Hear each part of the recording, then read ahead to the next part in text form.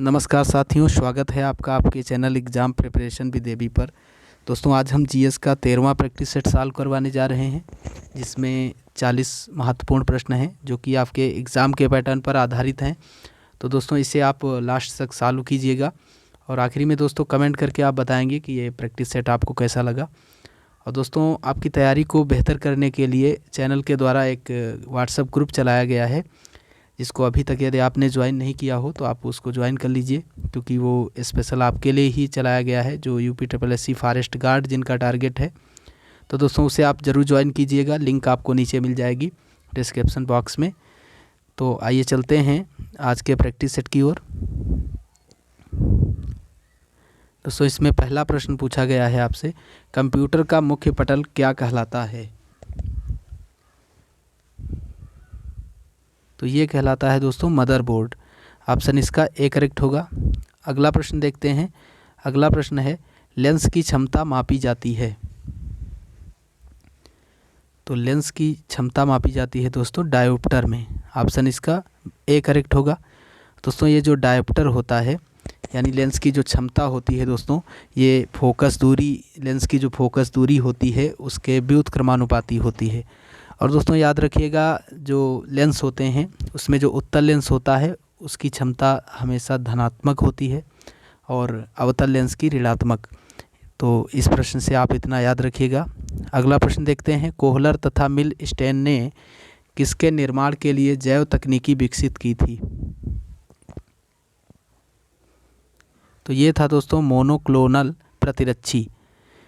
Option इसका C correct होगा। इसके लिए दोस्तों इन्हें नोबेल पुरस्कार भी दिया गया था।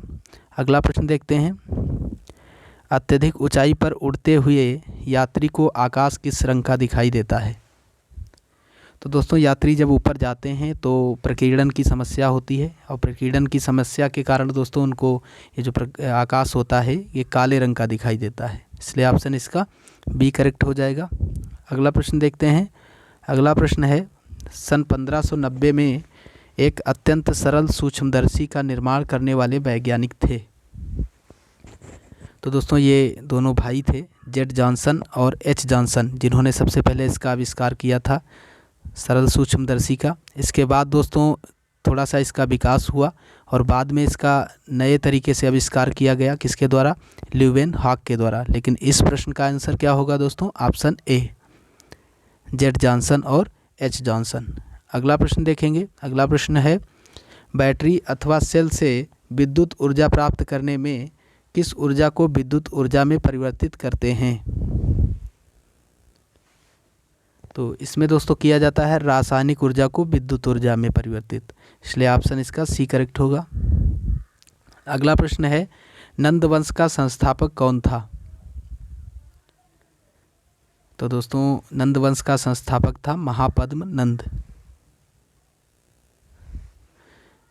इसे भार्गव कहा गया है दोस्तों, इसे भी आप याद रखेंगे। इसको पुराणों में क्या कहा गया है? भार्गव। भार्गव दोस्तों परशुराम जी को भी कहा गया है। भार्गव क्यों कहा गया है दोस्तों? क्योंकि ये क्षत्रियों का विनाशक था, क्षत्रियों से इसका प्रतिद्वंद रहता था। अगला प्रश्न देखेंगे। अगला प्रश्न है, विश्व का सबसे ऊंचा पठार कौन सा है? तो ये है दोस्तों तिब्बत का पठार। ऑप्शन ए करेक्ट होगा। याद रखिएगा दोस्तों, सिंधु, सतलज ये सभी नदियाँ वहीं से निकलती हैं, तिब्बत के पठार से ही, तो आप इसे भी याद रखेंगे। अगला प्रश्न है दोस्तों, निम्नलिखित में से कौन सा भारत में मुद्रास्फीति के प्राकलन का सबसे प्रचलित माप है? तो ये है दोस्तों आपका थोक मूल्य सूचकांक। ऑप्शन इसका बी करेक्ट होगा। अगला प्रश्न देखेंगे, भारतीय संविधान के किस भाग में पंचायती राज से संबंधित प्रावधान है? तो दोस्तों ये मिलता है भाग 9 में। अब साथ ही साथ आप कई क्वेश्चन यहाँ से बनते हैं, उसे भी याद रखें दोस्तों। जैसे भाग 9 में मिलता है, इसमें कितने कार्य क्षेत्र हैं? तो इसमें 29 कार्य क्षेत्रों को रखा गया है दोस्तों। और दोस्तों ये इससे संबंधित संशोधन कब लाया गया था? तो ये 73वां संविधान संशोधन था, 1992 में लाया गया था। और जस्ट इसके अगला वाला जो भाग है दोस्तों 9 का, उसमें किसका उल्लेख मिलता है? तो उसमें है नगर पालिका का उल्लेख। इसमें कितने विषय रखे गए हैं? तो दोस्तों इसमें रखे गए हैं 18 विषय। तो इतने प्रश्न आप इस एक क्वेश्चन से याद रखेंगे। अगला प्रश्न देखते हैं। अगला प्रश्न है, वायु द्वारा स्थानांतरित मृदा कहलाती है? ये कहलाती है वायोड़ मृदा। ऑप्शन इसका बी करेक्ट होगा। अगला प्रश्न देखते हैं, कथकली नृत्य किस राज्य से संबंधित है? तो दोस्तों कथक नृत्य जो है ये उत्तर प्रदेश का शास्त्रीय नृत्य है, लेकिन कथकली है ये दोस्तों है केरल का। ऑप्शन इसका सी करेक्ट होगा। अगला प्रश्न है, शतरंज का जन्मदाता किस देश को कहा जाता है? तो ये दोस्तों दो खिलाड़ियों के बीच में होने वाला खेल है शतरंज, और इसका जन्मदाता है दोस्तों भारत ही। ऑप्शन इसका बी करेक्ट होगा। अगला प्रश्न देखते हैं, मैग्सेस पुरस्कार विजेता पहले भारतीय कौन थे? तो ये थे दोस्तों विनोबा भावे। दोस्तों याद रखिएगा, ये जो मैग्सेस पुरस्कार है ये फिलीपींस के जो राष्ट्रपति थे रेमन मैग्सेस, उन्हीं की याद में दिया जाता है वहाँ की सरकार के द्वारा। इसकी शुरुआत दोस्तों कब हुई थी? तो 1985 से हुई थी। और एक प्रश्न बनता है दोस्तों, इसे एशिया का नोबल पुरस्कार भी कहा जाता है। तो इतने क्वेश्चन आप इस एक क्वेश्चन से याद रखेंगे। अगला प्रश्न देखते हैं, हल्दी घाटी का युद्ध कब लड़ा गया था? तो दोस्तों ये लड़ा गया था 18 जून 1576 को, इसलिए ऑप्शन इसका बी करेक्ट होगा। दोस्तों यदि आपसे पूछ ले किसके बीच में लड़ा गया था, तो ये लड़ा गया था अकबर और महाराणा प्रताप के बीच। अगला प्रश्न देखेंगे, क्षुद्र ग्रह निम्न में से किन ग्रहों के मध्य पाए जाते हैं? तो दोस्तों क्षुद्र प्रेडिका मंगल और बृहस्पति के बीच में होती है, जिसमें पाए जाते हैं क्षुद्र ग्रह। तो इसका करेक्ट आंसर कौन सा होगा दोस्तों? Option number A. अगला प्रश्न देखेंगे, भारत में ईस्ट इंडिया कंपनी का पहला गवर्नर जनरल कौन था? तो दोस्तों भारत में ईस्ट इंडिया कंपनी का जो पहला गवर्नर जनरल था वो था वारेन हेस्टिंग्स। ऑप्शन इसका सी करेक्ट होगा। लेकिन दोस्तों भारत का यदि आपसे पूछा जाए, क्योंकि दोस्तों ये वारेन हेस्टिंग्स को बंगाल का बनाया गया था, किसी प्रांत का, लेकिन दोस्तों यदि भारत का, पूरे भारत का पूछे आपसे गवर्नर जनरल, तो वो थे लॉर्ड विलियम बेंटिंग। आप उन्हें याद रखेंगे। और दोस्तों यदि अंतिम गवर्नर जनरल और प्रथम वायसराय आपसे पूछा जाए तो वो थे लॉर्ड कैनिंग। इन तीनों को आप याद रखेंगे। अगला प्रश्न देखते हैं, इंडिया विजन 2020 नामक पुस्तक की रचना किसने की है? तो इसकी रचना की है दोस्तों हमारे पूर्व राष्ट्रपति डॉक्टर एपीजे अब्दुल कलाम।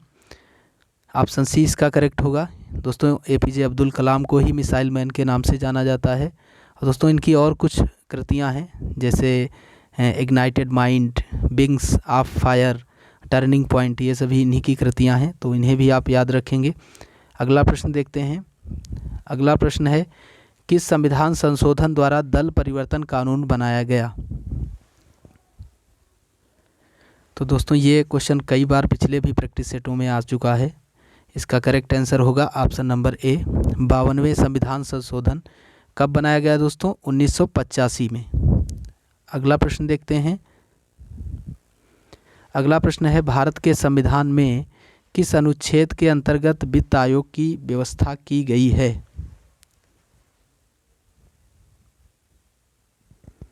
तो दोस्तों इसकी व्यवस्था की गई है अनुच्छेद 280 के अंतर्गत। ऑप्शन ए इसका करेक्ट होगा। दोस्तों ये जो वित्त आयोग होता है, इसका हर 5वें वर्ष इसका गठन राष्ट्रपति के द्वारा किया जाता है, लेकिन दोस्तों आवश्यकता अनुसार इसका पहले भी गठन किया जा सकता है। ये ऐसी पावर राष्ट्रपति को प्राप्त है, तो इसे भी आप याद रखेंगे।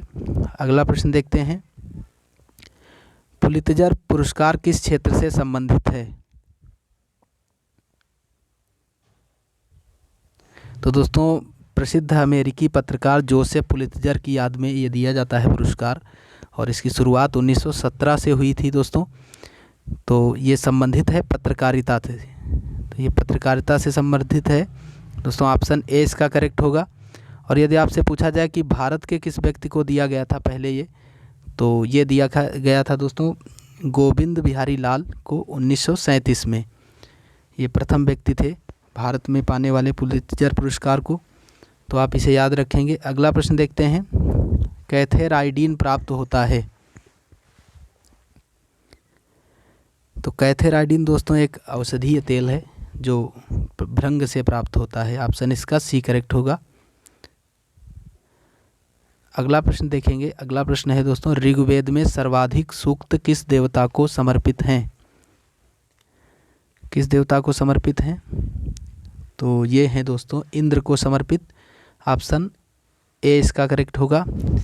दोस्तों लगभग 250 सूक्तें ऐसी हैं जो इंद्र के लिए लिखी गई हैं। इसके बाद दोस्तों दूसरा नंबर आता है, दूसरा है दोस्तों वरुण का, इसके बाद अग्नि और वरुण का, और इसके बाद दोस्तों तीसरा नंबर देखा जाए तो आता है सोम का।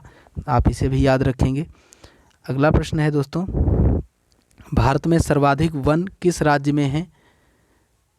तो सर्वाधिक वन है दोस्तों एमपी यानी कि मध्य प्रदेश में। ऑप्शन इसका सी करेक्ट होगा। अगला प्रश्न है, द वेल्थ ऑफ नेशन की रचना किसने की थी?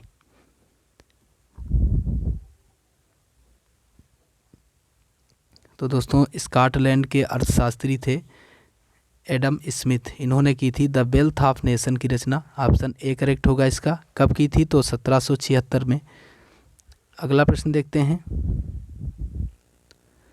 अगला प्रश्न है दोस्तों, दिसंबर 2020 में किस देश ने 2025 तक सार्वजनिक क्षेत्र को कार्बन न्यूट्रल बनाने का लक्ष्य निर्धारित किया है? तो दोस्तों किसने जो है कार्बन मुक्त यानी कि कार्बन न्यूट्रल बनाने का लक्ष्य निर्धारित किया है? तो ये किया है दोस्तों न्यूजीलैंड ने। ऑप्शन इसका बी करेक्ट होगा। अगला प्रश्न है, अफगानिस्तान ने किस बांध को विकसित करने के लिए हाल ही में भारत के साथ समझौता किया है? कौन सा बांध है दोस्तों? शाहतूत बांध। ऑप्शन ए इसका करेक्ट होगा। अगला प्रश्न देखेंगे, केंद्रीय खाद्य प्रसंस्करण उद्योग मंत्री नरेंद्र सिंह तोमर ने हाल ही में 107.83 करोड़ रुपए के मेगा फूड पार्क का उद्घाटन कहाँ किया है? तो दोस्तों ये किया गया है फगवाड़ा में। ऑप्शन इसका सी करेक्ट होगा।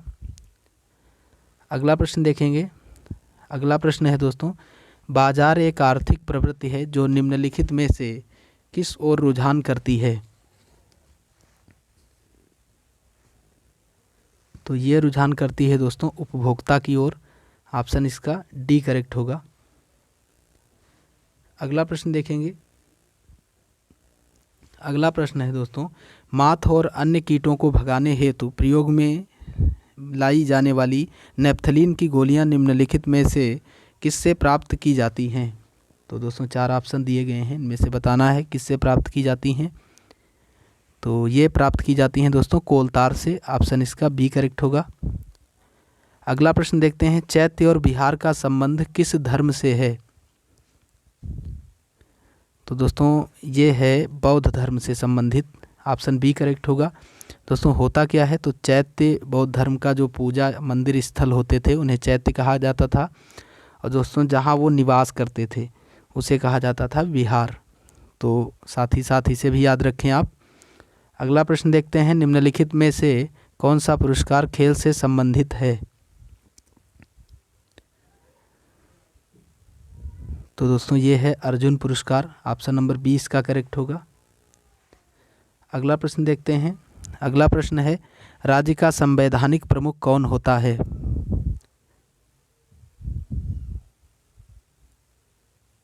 तो दोस्तों अनुच्छेद 153 के हिसाब से जो राज्य का राज्यपाल होता है वो राज्य का संवैधानिक प्रमुख होता है, क्योंकि दोस्तों राज्य की जो सर्वोच्च शक्तियां हैं सभी वो राज्यपाल में निहित हैं दोस्तों अनुच्छेद 154(1) के तहत, इसलिए इसे जो है राज्य का संवैधानिक प्रमुख माना जाता है। इसलिए ऑप्शन इसका कौन सा करेक्ट होगा? ऑप्शन सी करेक्ट होगा इसका। अगला प्रश्न देखेंगे। अगला प्रश्न है, बाबर का उत्तराधिकारी कौन था? तो बाबर का उत्तराधिकारी था दोस्तों हुमायूं। ऑप्शन नंबर सी इसका करेक्ट होगा। अगला प्रश्न है, टेनिस खेल के मैदान को क्या कहते हैं? टेनिस खेल के मैदान को क्या कहते हैं? तो इसे कहा जाता है कोर्ट। ऑप्शन ए इसका करेक्ट होगा। अगला और भी कुछ मैदान हैं दोस्तों, उसको भी साथ ही साथ आप याद रखें। जैसे बॉक्सिंग के मैदान को रिंग कहते हैं दोस्तों, एथलेटिक्स के मैदान को ट्रैक तथा फुटबॉल, हॉकी और वॉलीबॉल के मैदान को दोस्तों फील्ड कहते हैं, और क्रिकेट के मैदान को क्या कहा जाता है दोस्तों? पिच कहा जाता है। तो आप इन सभी को याद रखें। अगला प्रश्न देखते हैं। अगला प्रश्न है,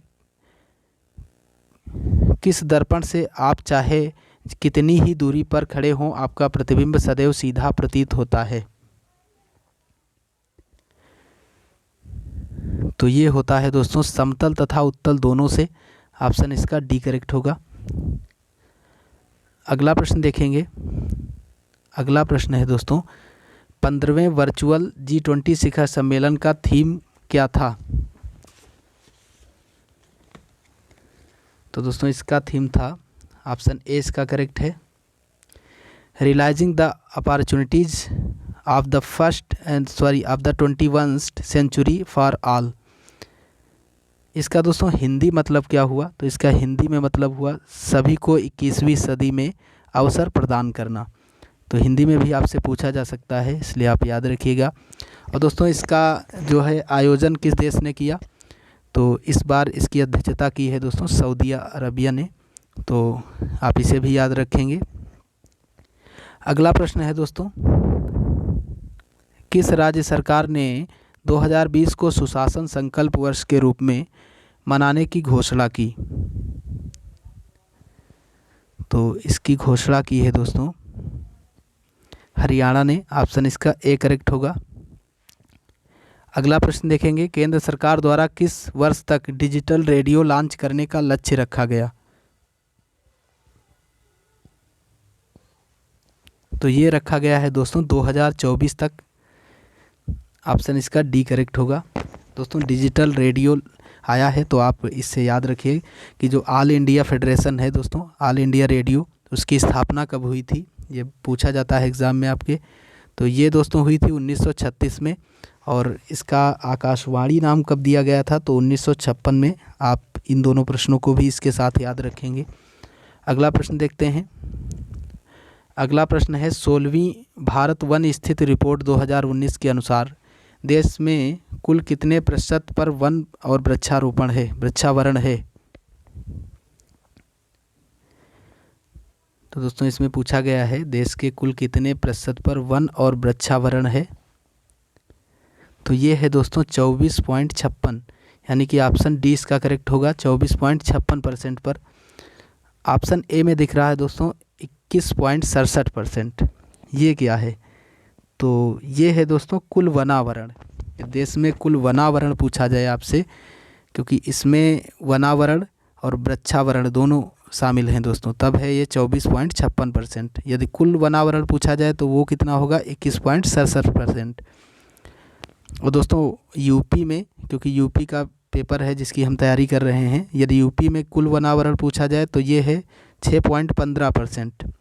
आप इसे भी याद रखें। और दोस्तों ये जो वनावरण और वृक्षावरण है 2019 की रिपोर्ट के अनुसार, इसमें यदि 2017 की रिपोर्ट के अनुसार आपसे पूछा जाए कितनी बढ़ोतरी हुई है, तो 0.65% की इसमें वृद्धि हुई है। और ये रिपोर्ट दोस्तों प्रति 2 वर्ष बाद ये जारी की जाती है। किसके द्वारा? तो दोस्तों जो फॉरेस्ट सर्वे ऑफ इंडिया है उसके द्वारा जारी की जाती है। इसकी स्टार्टिंग की गई थी दोस्तों 1987 से, और इसका मुख्यालय है दोस्तों उत्तराखंड में। तो इतने प्रश्न आप इस एक क्वेश्चन से याद रखेंगे। तो इसी के साथ आपका ये प्रैक्टिस सेट समाप्त हुआ दोस्तों। आशा करता हूँ दोस्तों आपको ये पसंद आया होगा। और दोस्तों यदि आपको ये पसंद आया है तो आप अपने मित्रों के पास शेयर करें, इसे लाइक करें, और यदि चैनल पर नए हो तो चैनल को सब्सक्राइब करके चैनल से जुड़ जाएं। धन्यवाद।